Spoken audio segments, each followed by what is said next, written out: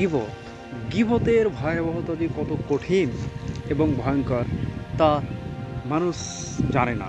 আল্লাহ রাসূল সাল্লাল্লাহু আলাইহি সাল্লাম গীবত থেকে মানুষকে বাঁচার অনুপ্রেরণা জুগিয়েছেন। সম্মানিত দিনী ভাই বোনেরা, গীবত আমাদের প্রত্যেকের মধ্যেই জড়িত। আমরা গীবতের সাথে কেউ জড়িত নয় এমন ব্যক্তি নেই।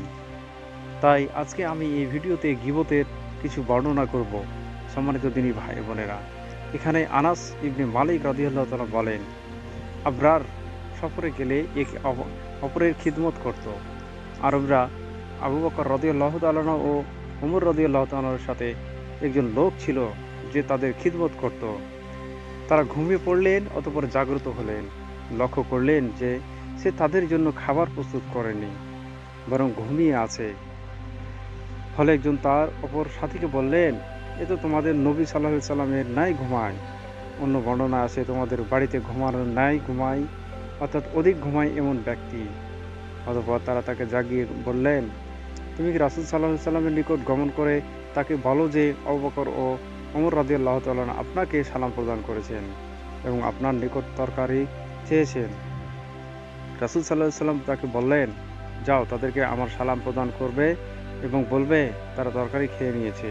একথা শুনে তারা ভীত সন্তুষ্ট হয়ে নবী করিম সাল্লাল্লাহু আলাইহি সাল্লামের নিকট গমন করলেন এবং বললেন, হে আল্লাহর রাসূল, আমরা আপনার নিকট তরকারি চাইতে ওকে পাঠাইলাম, অথচ আপনি তাকে বলেছিলেন যে তারা তরকারি খেয়েছে। আমরা কি তরকারি খেয়েছি? তিনি সাল্লাল্লাহু আলাইহি ওয়াসাল্লাম বললেন, তোমাদের ভাইয়ের গোশত দিয়ে, যার হাতে আমার প্রাণ তার কসম করে বলছি, নিশ্চয়ই আমি তোমাদের ওপর উভয়ের দাঁতের মধ্যে তার গোশত দেখতে পাচ্ছি। তারা বললেন, আমাদের জন্য ক্ষমা প্রার্থনা করুন। তিনি রাসূল সাল্লাল্লাহু আলাইহি ওয়াসাল্লাম বললেন, না, বরং সেই তোমাদের জন্য ক্ষমা প্রার্থনা করবে। সম্মানিত দিনী ভাই বোনেরা, আয়েশা রাদিয়াল্লাহু তাআলা থেকে বর্ণিত, তিনি বলেন, একদা নবী করিম সাল্লাল্লাহু আলাইহি সাল্লামকে আমি বলতে শুনলাম, আপনার জন্য সাফিয়ার এই যে হওয়া যথেষ্ট। কোনো বর্ণনাকারী বলেন তার উদ্দেশ্য ছিল সাফিয়া বেটে। কথা শুনে রাসূল সাল্লাল্লাহু আলাইহি সাল্লাম বললেন, তুমি এমন কথা বললে, আমি যদি তা সমুদ্রের পানিতে মিশানো হয় তাহলে তার স্বাদ পরিবর্তন করে ফেলবে।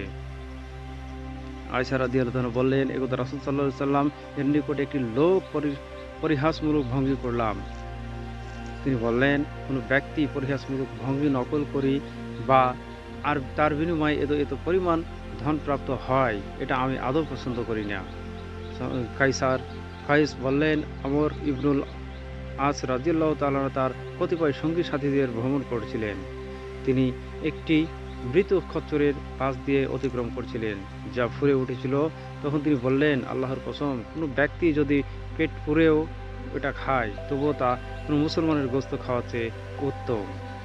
সম্মানিত দিনী ভাই বোনেরা, এই ছিল গীবত এবং গীবতের বর্ণনা। আবারও অন্য একটি ভিডিওতে আপনাদের সাথে কথা হবে। দেখার আমন্ত্রণ জানিয়ে এখানে শেষ করছি। আসসালামু আলাইকুম ওয়া রাহমাতুল্লাহি ওয়া বারাকাতুহু।